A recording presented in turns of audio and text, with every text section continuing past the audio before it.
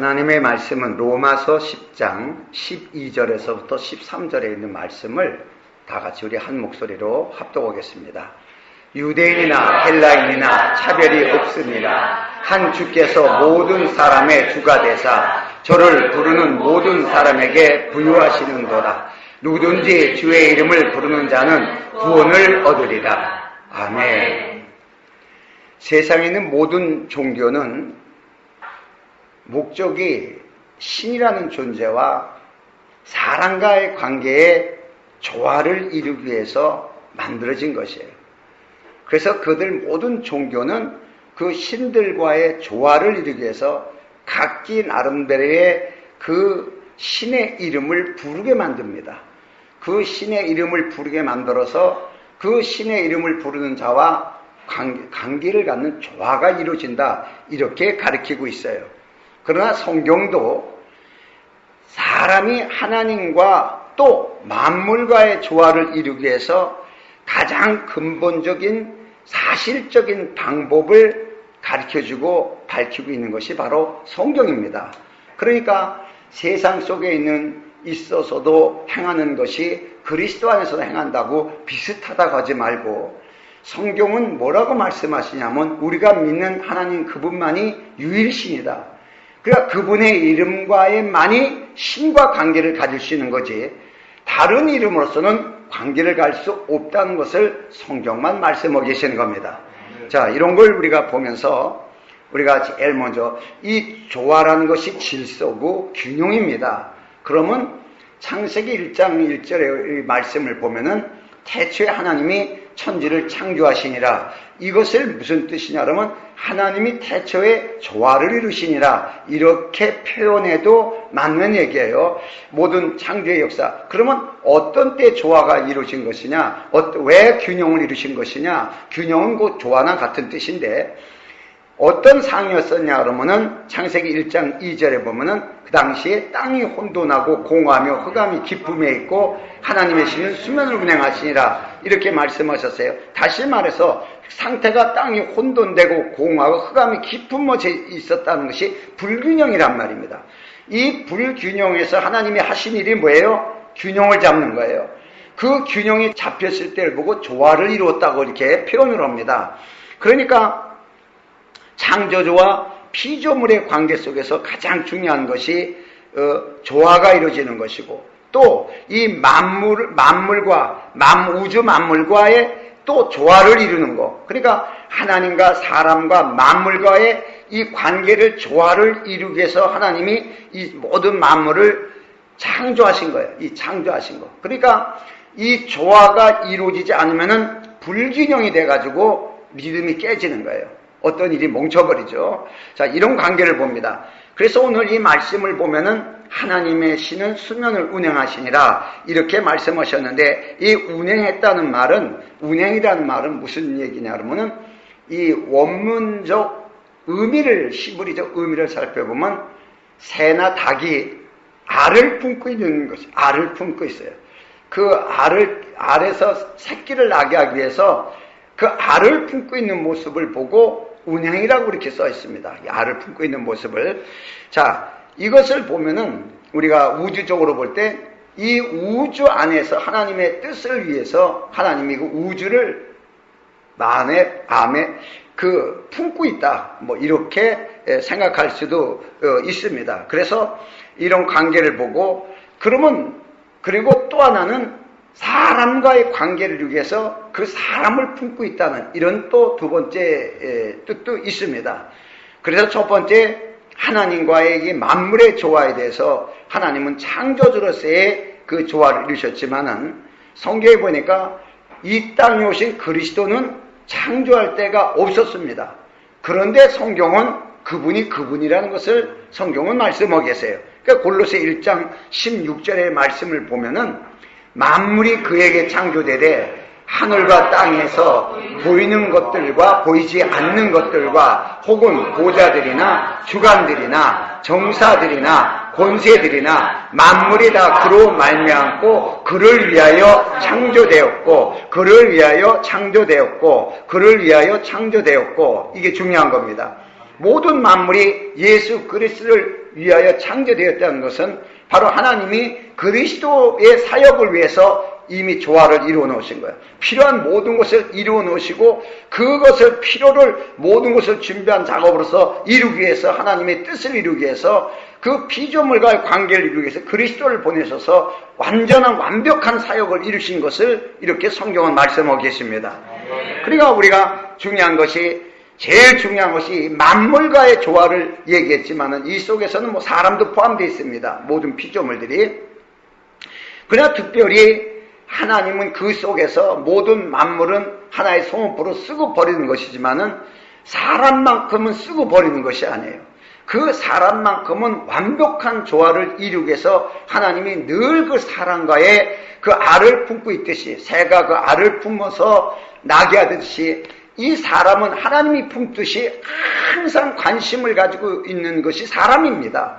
그래서 왜 그런가? 우리가 육체로 우리가 흙에 사는 사람입니다만 그 상태로 영원히 영생을 할 수가 없기 때문에 하나님의 지속적인 관심 안에서 우리가 거듭나야 되는 것이에요. 그래서 성경도 요한복음 3장 3절에 사람과의 하나님의 조화에 대해서 얘기했는데 어떻게 해야 조화가 이루어지는 것이냐? 예수께서 대답하여 가라사대 진실로 진실로 내게 이르노니 사람이 거듭나지 아니하면 하나님의 나라를 볼 수 없느니라. 하나님도 볼 수 없고 하나님의 나라도 볼 수 없고 하나님의 나라에 갈 수도 없는 것이에요. 하나님의 조화에 이룰 수가 없다는 거예요. 하나님의 보시기 좋았다라는 마지막 그 최위대한 그 하늘나라의 작품을 이룰 수가 없다는 사실입니다. 이게 중요한 것이에요. 그러니까 모든 이 생활 속에서 우리가 그 하나님의 조화는 곧 질서인데 그래서 그 질서가 아름답게 이루어졌을 때 사고가 안 나는 것이에요. 교통사고도 질서를 어기기 때문에 사고가 나는 것이에요. 그러니까 모든 이 하나님의 질서를 파괴하는 것은 사고를 유발시키는 건데 이걸 보고 뭐라 그러냐면 죄라고 표현합니다. 죄라고. 그래서 많은 사람들이 하나님의 뜻에 상관되지 않고 자기 마음대로 사는 것 때문에 결국은 죄라는 게 들어왔죠. 그 죄로 인해 가지고서 사람은 하나님의 질서에 이룰 수 없는 그런 상태가 되어버렸습니다. 다시 말해서 하나님과 조화를 이룰 수 없는 이런 상태가 되어버린 것이죠. 성경에 보면. 그래서 하나님은 다시 그리스도를 통해서 그 우리와의 조화를 이루기 위해서 다시 하나님이 예수 그리스도를 이 땅에 보내신 건데 그래서 이 조화라는 관계가 굉장히 중요한 건데 이것이 균형입니다. 반드시 사람은 누군가에 의해서 살아가고 또 하나님은 누군가에 의해서 또 존재성을 표현하듯이 사람과 하나님의 관계가 그렇게 중요한 거예요. 그러니까 오늘날 이 조화라는 것은 모든 것이 양면성이 있습니다. 그래서 우리가 성경도 자칫하면은 인본주의를 볼 수도 있고 또 제대로 보면 신본주의를 볼 수가 있어요. 다시 말해서 인간을 구원하시기 위하여 하나님이 오신 것이냐? 이렇게 하면 인간 입장에서 하나님을 보는 거예요. 그러나 하나님의 뜻을 이루기 위해서 인간을 구원하러 왔다 그러면 하나님의 입장에서 우리를 보는 거예요. 똑같이 보는데 어느 입장에서 보냐에 따라서 이게 인본주의 되고 신본주의 되는 양면성이 있습니다. 물론 둘 다 틀린 건 아니겠지만은 그래서 이 양면성이라는 것은 손의 안과 밖과 마찬가지예요. 결국은 하나지만은 또 모든가 겉이 있고 속이 있는 것처럼 다른 것입니다. 우리가 겉에도 상처가 나면 아픕니다. 우리 속에도 상처가 나면 아픕니다. 그렇듯이 속과 겉은 떨어질래 떨어질 수 없는 하나로 그 질서가 서로 피차 유지되었을 때 건강이라는 것을 유지하고 나갈 수 있는 것이 우리 사람들이에요. 자, 그래서 균형에서 가장 중요한 것이 하나님과 사람과의 조화입니다. 하나님과의 사람과 하나님의. 그래서 하나님께서 이스라엘 백성들을 구원시키고 그들에게 주신 율법도 균형이 있는 것이에요. 어떤 균형이냐? 하나님에 대한 관계, 사람에 대한 관계에 대한 율법도 이 균형을 가지고 있어요. 그러니까 성경에도 마가복음 12장 29절 이하의 말씀을 보면은 예수께서 대답하실 때 첫째는 이것이니 이스라엘아 들으라. 주 곧 우리 하나님은 곧 유일하신 주시라. 내 마음을 다하고 목숨을 다하고 뜻을 다하고 힘을 다하여 주 너희 하나님을 사랑하라 하신 것이요. 둘째는 이것이니 내 이웃을 내 몸과 같이 사랑하라 하신 것이라. 이에서 더 큰 계명이 없느니라. 아멘. 첫째와 둘째를 분명히 말씀하셨어요. 그런데 마귀는 이 첫째와 둘째를 바꿔버리는 겁니다. 다시 말해 순서를 헷갈리게 만드는 거예요. 그래서 섞어버리는 겁니다. 막 1번인지 2번인지 써놨는데 1번인지 2번인지 지워버리고 막 섞어가지고 어떤 게 1번이고 2번이게 그래 놓고서 아무거나 네가 짚는 게 1번이다. 이렇게 가르치는 게 마귀입니다. 그래서 광야 시험 때에도 1번이 뭐예요? 하나님 말씀으로 우리는 살아가게끔 지어졌는데 마귀는 떡 만들어 먹으라는 거예요. 2번째, 두 번째 계명을 얘기를 하는 거예요. 예수님이 아니란 얘기예요. 첫 번째라는 거예요. 두 번째도 맞지만 첫 번째라는 거예요. 이 질서, 그래서 중요한 거예요. 이 질서가. 자, 그래서 오늘날 우리 신앙생활의 가장 중요한 문제는 균형이 안 잡히는 거예요. 균형이. 다시 말해 질서가 이루어지지 않은 걸. 이거를 하나님께서도 지적했습니다. 특별히 호세아 7장 8절의 말씀을 보면은 에브라임은 열병에 혼잡되니 저는 곧 뒤집지 않은 전병이라. 한쪽만 타고 한쪽은 서른 거예요. 뒤집어지지 않은 전병이라 이렇게 표현하고 있습니다. 다시 말해서 한쪽으로 극단적으로 나가는 거예요. 여호와 증인들처럼 극단이죠. 여호와 증인 가족이고 뭐고 이것도 없고 국가도 없고 국민의 의무도 없고 그냥 극단적이에요. 이거 뒤집혀지지 않는 전병이나 마찬가지란 말이에요. 이게 참 위험한 거예요. 그러니까 어느 한쪽으로만 집착하는 뒤집혀하는 전병 같은 것이 되는 건데 십자가라는 것은 수직과 수평이 조화를 이룬 거예요. 다시 말해 하나님의 관계와 사람의 관계가 조화를 이룬 것이에요. 여러분 하나님은 사랑한다고 막 울부짖고 울고불고 기도하면서 하나님 사랑한다고 사람은 미워하고 있어요. 이건 잘못된 거예요. 불균형입니다. 이건 전병과 뒤집혀지지 않는 전병과 똑같은 거예요. 그래서 이 북이스라엘을 향했을 때에 이들이 결국 뒤집혀진 전병은 하나님의 진설상에 올려놓을 수가 없습니다. 그래서 북이스라엘을 다 배척해버린 겁니다. 도대체가 있을 수 없으니까. 그래서 또 잘못된 전병이 뭐예요? 세상 누룩과 섞여진 전병입니다. 이것도 하나님이 쓸 수가 없습니다. 이걸 얘기를 하고 있는데 자 그렇다면 예수님 시대에도 바리새인들이 하나님의 율법을 지키면서 평생을 하나님 말씀대로 살았는데도 예수님 앞에 배척받았습니다. 그 이유는 뭐냐? 그들도 극단적인 한쪽으로만 가는 거예요. 하나님이 왜 이런 것을 해야 되는 것을 양면성으로 보지 못하고 극단적으로만 봤어요.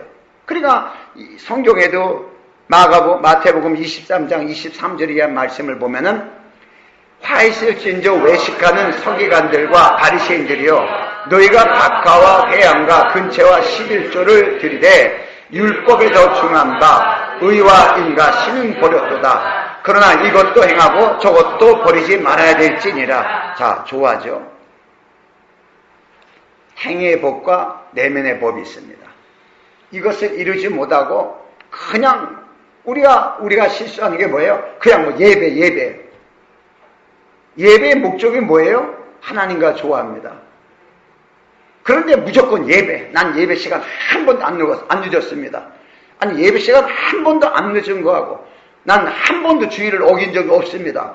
그거 하고 우리의 내면의 하나님과의 조화가 이루어진 거하고 무슨 상관이 있어야 되는데 만일이 없다면 그 예배가 무슨 상관이 있어요? 주의를 한 번도 안 어긴 게 무슨 상관이 있고 난 11조 한 번도 안 떼어먹었습니다라는 게 무슨 상관이 있냐는 얘기예요. 이 조화가 이루어진다는 걸 말씀하시는 거예요. 이것도 하고 이것도 할지니라. 이걸 이제 예수님께서 지적하셨어요. 그래서 성경에 보면 고린도후서 6장 15절의 말씀을 보면은 그리스도와 벨리앗이 어찌 조화되며 믿는 자와 믿지 않는 자가 어찌 상관되며 이렇게 해서 모든 게 조화가 되는 것이 아니라 하나님의 합당한 관계의 조화를 얘기를 하고 있어요. 하나님의 합당한 관계. 그러니까 이 세상이라는 것은 어떤 관계를 우리에게 가르치냐 그러면은 음양오행설을 가르칩니다. 이 음양오행설은 모두가 이 우주 만물 안에 있는 조화만을 얘기하고 있는 것이에요. 피조된 조화. 태양이 있으니까 달이 있고 그러면 태양이 없으면 달도 없는 것인가? 이런 게 조화예요.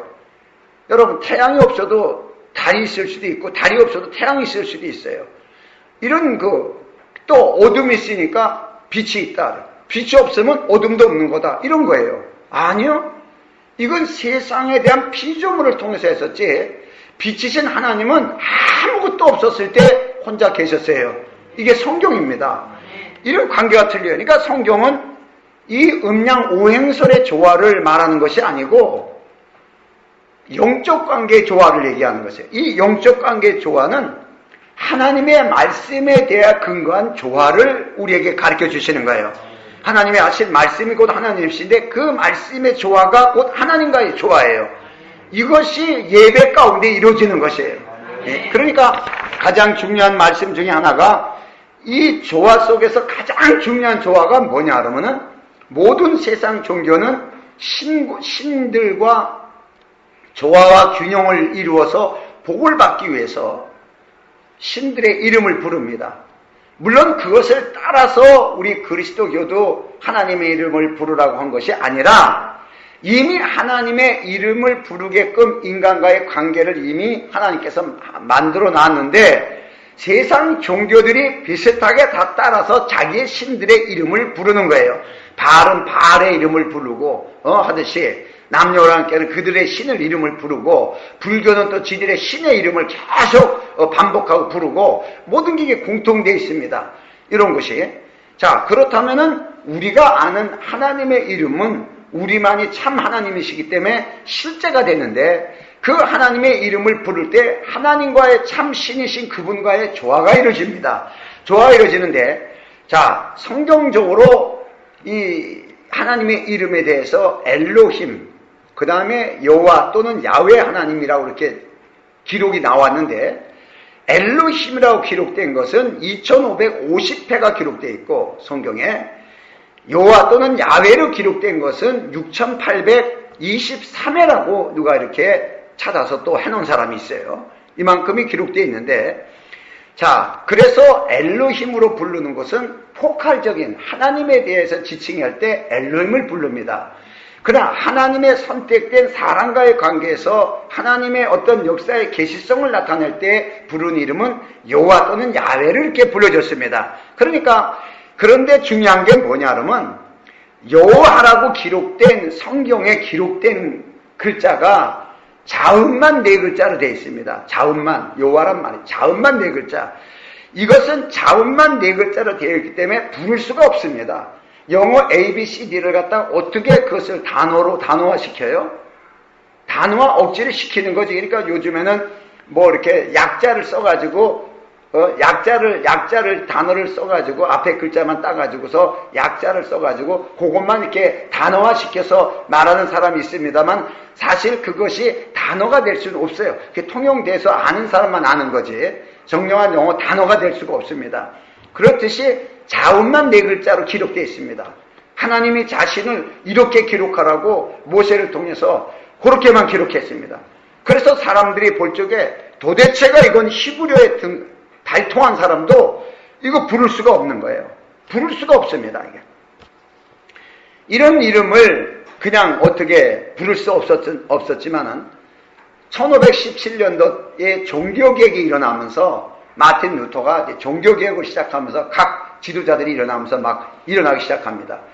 그러면서 거기서 만들어진 것이 그 자음만 있는 하나님의 이름에다가 아도나이는 주라는 뜻입니다. 아도나이라는 것은 또 모음이 있어요. 이 자음과 모음을 합쳐가지고서 나는 발음을 부른 것이 야훼 또는 여호와예요. 정확하게 야훼가 맞습니다. 그 발음대로는. 여호와는 어디서 나왔냐 그러면 중국 성경을 그것을 중국 언어로 번역해가지고 중국 발음에서 나온 것이 여호와입니다. 여호와를 찾는 것은 거의 우리나라 사람들입니다.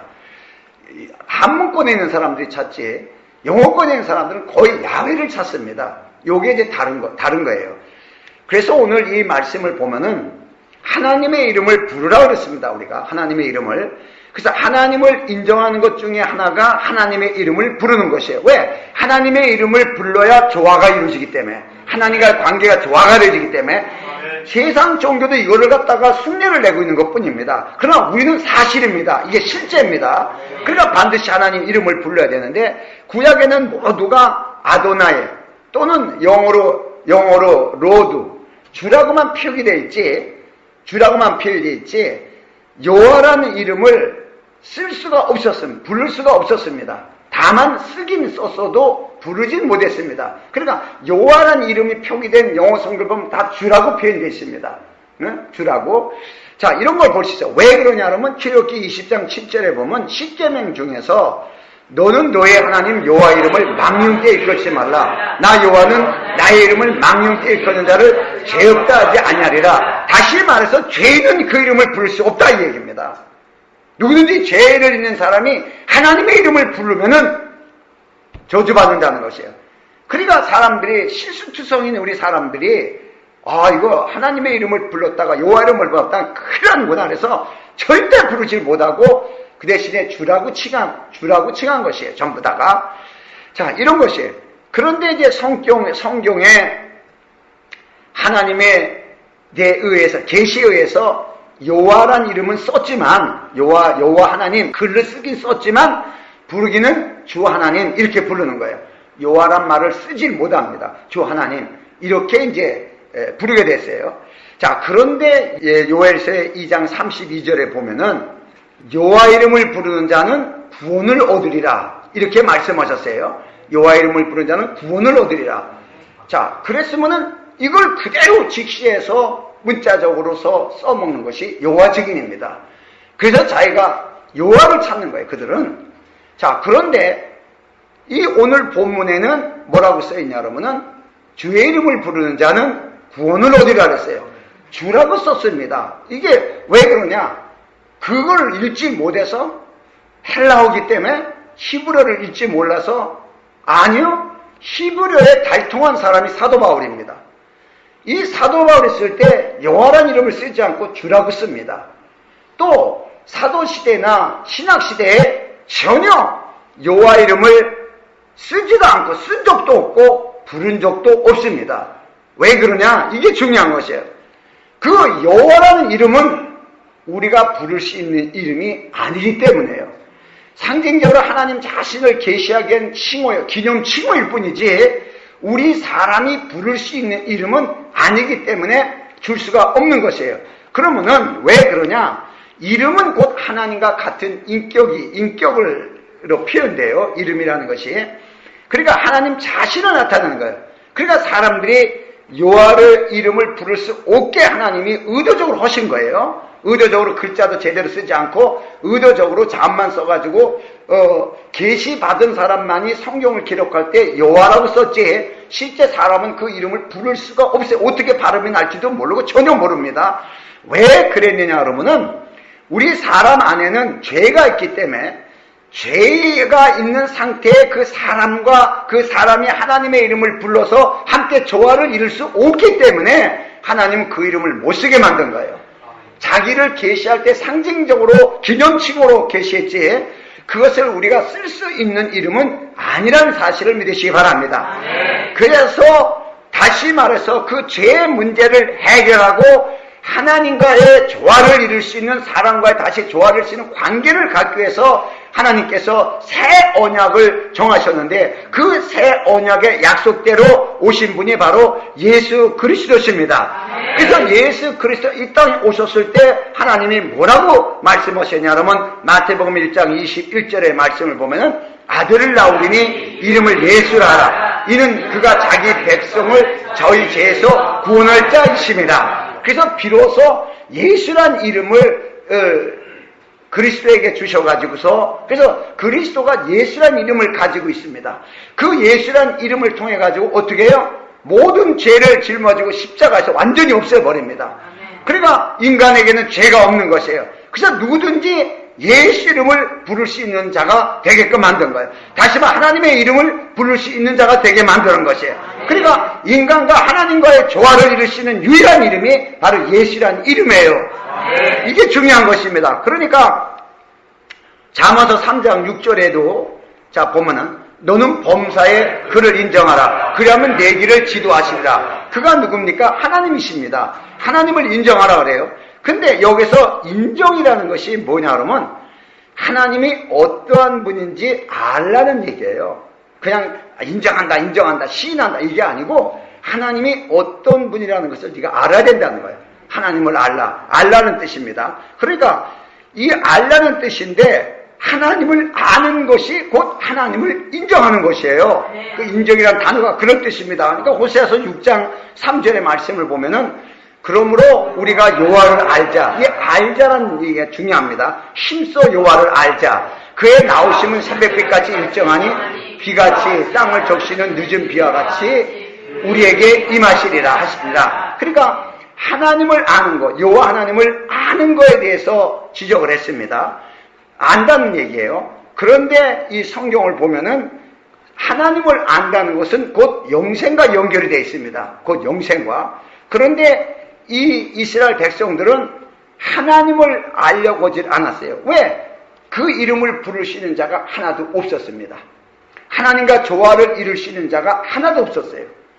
그래서 예수님께서 이 땅에 오셔서 우리에게 하신 말씀이 요한복음 17장 3절의 말씀을 보면은 영생은 곧 유일하신 참 하나님과 그의 보내신 자 예수 그리스도를 아는 것이니다. 이 아는 것이니다의 뜻과 이건 야다라는 뜻인데 뜻과 요하를 알라라는 시브리어의 뜻도 야다 같은 단어입니다. 그러니까 누구를 알아야 돼요? 하나님의 보내신 자 누구십니까? 참 하나님. 그가 누구세요? 예수 그리스도예요. 그분을 아는 게 영생인데 머릿속으로 아는 게 아니에요. 머릿속으로 아는 게 아니라 알다라는 이 야다라는 뜻은 여자가 아이를 임신한 것과 마찬가지예요. 하나님이 수면을 운행하시라. 알을 품고 있는 것처럼 새가 알을 품고 있는 것처럼 닭이 달걀을 품고 있는 것, 새끼를 나기 위해서 품고 있는 것처럼 그런 상태입니다. 안다는 것이. 그러니까 중요한 것은 뭐냐 그러면 하나님과 내 관계 조화가 이루어졌다는 거예요. 이미 하나님과 내 관계가 조화가 이루어졌다는 얘기예요. 이게 하나님을 아는 겁니다. 하나님을 아는 거예요. 그러니까 중요한 것이 이 하나님을 안다고 우리가 말은 하면서도 하나님의 이름에 대해서도 제대로 모르는 사람이 있어요. 이 안다는 것은 그 이름도 관계가 있는 것입니다. 굉장히 중요한 겁니다. 이름의 관계가. 그러니까 이스라엘 백성들은 자칭 자기네들이 하나님을 다 안다고 생각했어요. 그런데 전혀 몰랐습니다. 이게 중요한 것이죠. 그들은 의식법에만 있었죠. 율법만 지키고 착하게 살고. 오늘 많은 사람들이 교회라는 것이 뭐예요? 교회는 하나님을 알게 하시는 곳이에요. 하나님을 아는 것이에요. 그 아는 하나님을 영접하는 것이 교회예요. 말씀을 통해서. 그런데 일반적인 사람은 교회 가면 착한 말 많이 들으니까, 좋은 말씀 많이 들으니까 그게 교회 가야 된다 이렇게 가르칩니다. 세상의 윤리와 도덕을 위해서 교회가 설립된 게 아니라 하나님과의 조화를 이루기 위해서의 교회가 필요한 것이라는 걸 믿으시기 바랍니다. 실제적인 교회는 뭐냐? 하나님과 조화를 이룬 지체들이 교회예요. 사실적으로는. 자, 이런 걸 보면서 사도행전 4장 12절의 이 말씀을 보면은, 자, 베드로 사도가 철저히 하나님을 믿고 율법을 지켰던 사람입니다.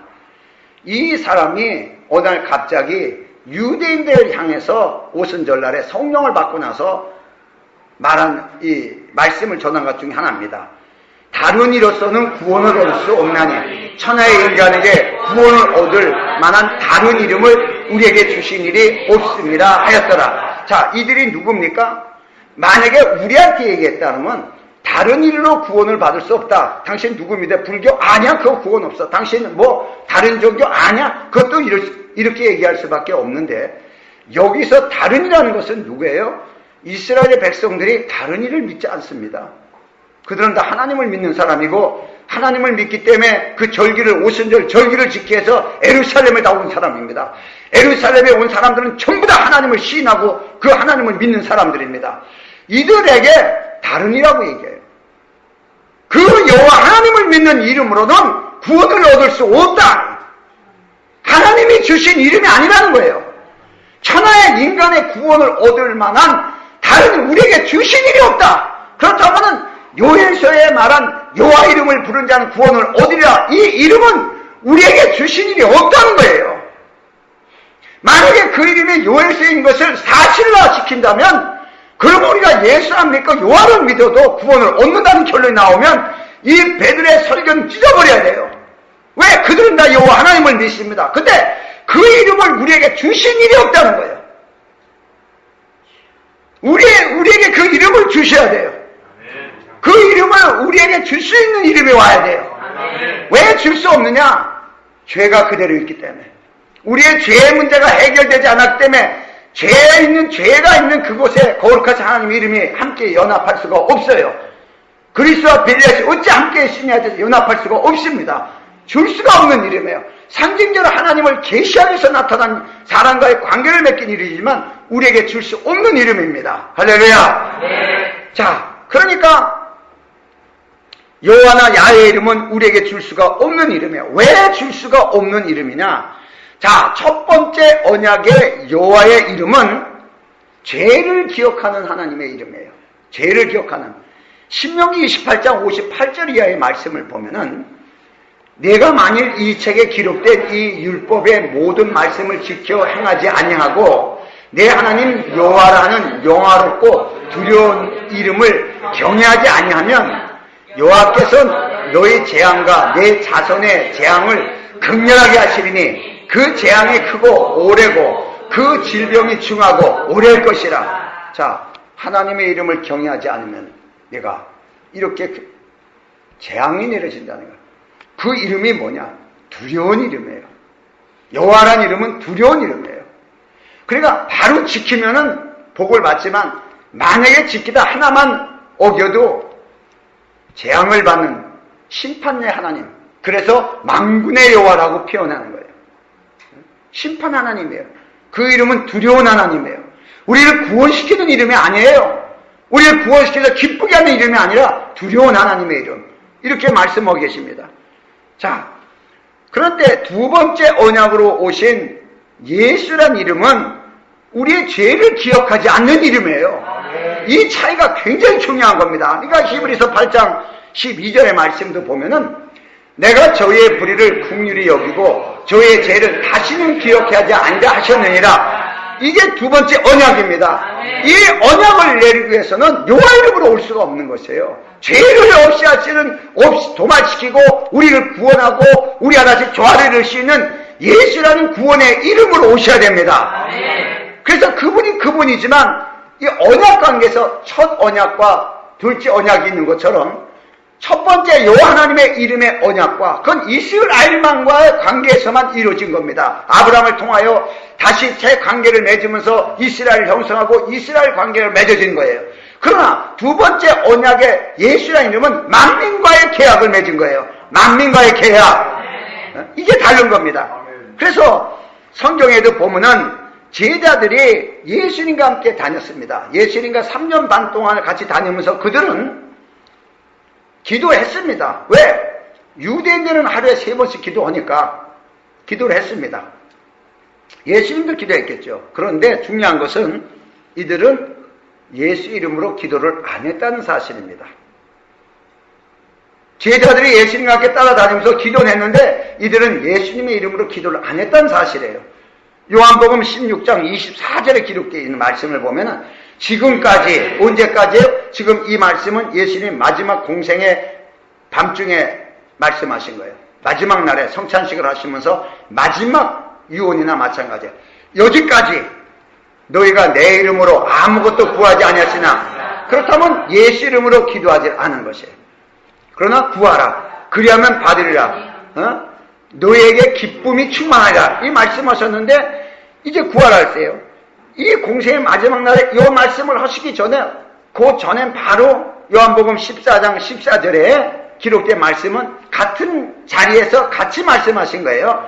너희가 내 이름으로 무엇인지 내게 구하면 내가 시행하리라. 이렇게 말씀하세요. 네가 그동안엔 한 번도 구한 적이 없다. 그러나 이젠 구하라. 이 뜻입니다. 구하라고 말씀하셨어요. 그러나 제자들이 그래서 예수 이름으로 사용하고 예수 이름으로 구원받고 예수 이름으로 전파할 때는 이들이 오순절에서 성령을 받은 다음에 시도된 거지. 이들이 예수님과 함께 했을 때 예수 이름으로 기도한 적은 없습니다. 이게 다른 것이에요. 그러니까 중요한 것이 그 예수라는 이름 때문에 하나님과 우리 사이에 조화가 이루어지는 거예요. 그래서 굉장히 중요한, 그 이름을 부른다는 것이 굉장히 중요한 겁니다. 그러니까 로마서 5장 10절에 이 말씀을 보면은, 자, 곧 우리가 원수 되었을 때 그 아들의 죽으심으로 말미암아 하나님으로 더불어 화목되었은즉 화목된 자로서는 더욱 그의 살으심을 인하여 구원을 얻을 것이니라. 아멘? 자, 그리스도의 죽음으로 하나님과 화목됐다는 거예요.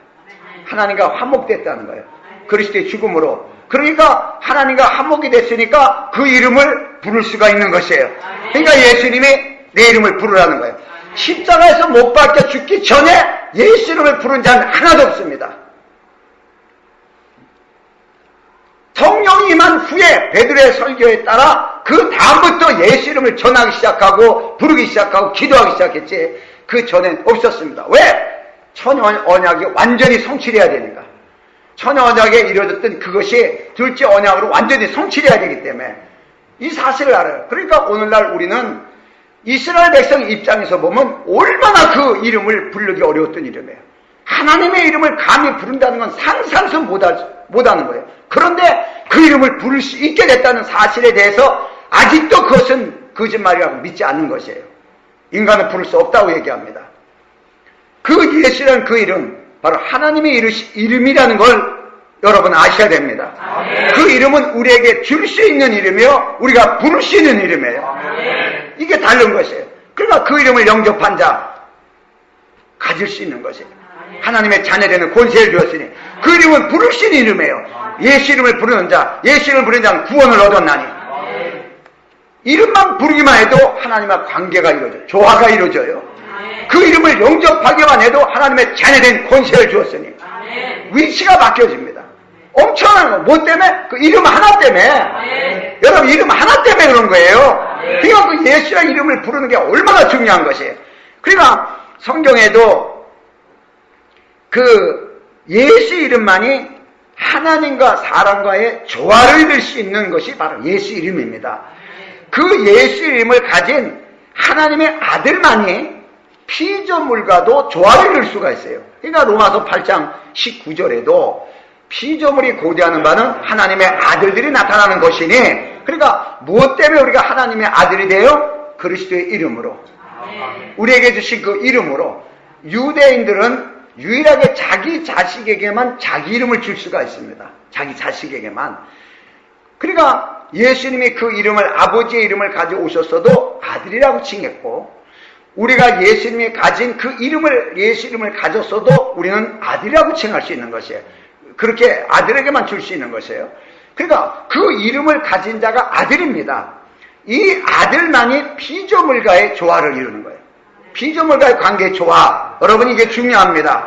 그러니까 이것이 하나님이 주신 조화의 결론이에요. 하나님과의 조화는 곧 피조물과의 관계의 조화, 하나님과의 계명은 곧 사람과의 관계의 조화. 모든 것이 한 조화로 하나로 이루어지는 것이에요.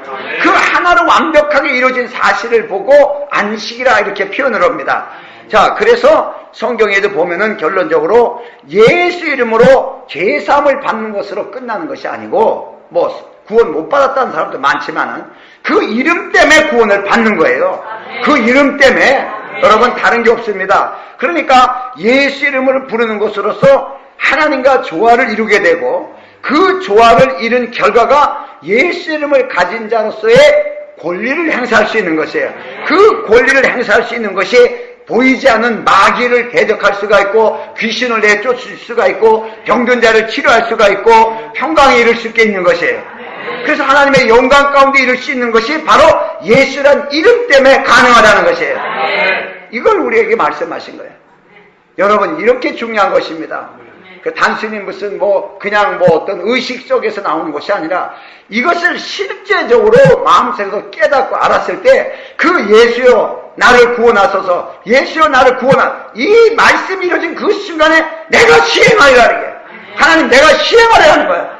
네가 성령 충만 받아야 하지, 이렇게 얘기하지 않습니다. 그 이름으로, 그 이름 때문에. 그러니까 시편 34편 10절에도 말씀하시기로 젊은 사자는 궁핍하여 줄일지라도 여호와를 찾는 자는 모든 좋은 것에 부족함이 없으리로다 라고 말씀하셨지만, 여호와의 이름은 우리에게 주실 수 없는 이름입니다. 그 이름이 하나님의 이름이신 예수를 찾는 자는 어떤 상황에도 부족함이 없으리로다. 부족함이 없으리로다. 그래서 다윗이 여호와는 나의 목자시요 이렇게 내게 부족함이 없다고 말했지만은 그는 실제적으로 여호와 이름을 부른 것이 아닙니다. 그냥 썼지 성경에만. 실제적으로 예수님이 요한복음 10장에 내가 선한 목자라, 내가 목자라 그래요. 다윗이 나를 보았다. 나는 선한 목자라. 그러면 다윗이 누굴 봤어요? 그리스도를 본 것입니다.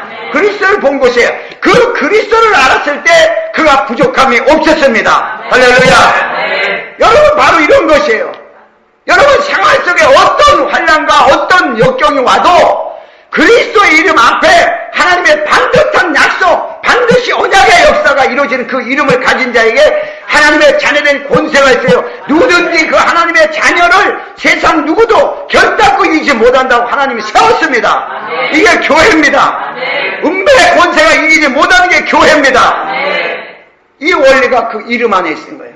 그 이름 안에 이런 걸 다시 한번 깨닫고 우리가 정말 그 이름을 쓸 수 있는 엄청난 그 조건을 하나님이 우리에게 주셨어요.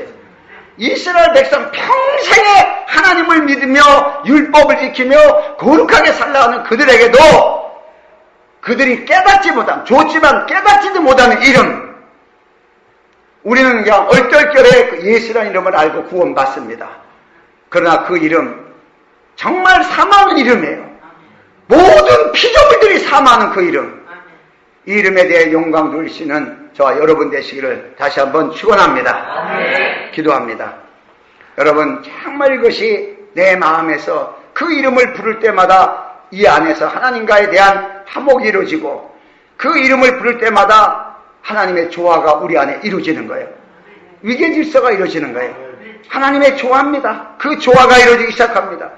그런 조화가 실제적으로 일어남으로써 우리는 하나님의 영광의 길에 갈 수가 있습니다. 어떤 것은 뭐 때문에 아니라 바로 그 이름에 대한 영광 때문에 우리는 갈 수가 있는 것입니다. 그런 믿음의 역사가 있도록 하나님 함께 해달라고 다 같이 우리 통성으로 기도합니다.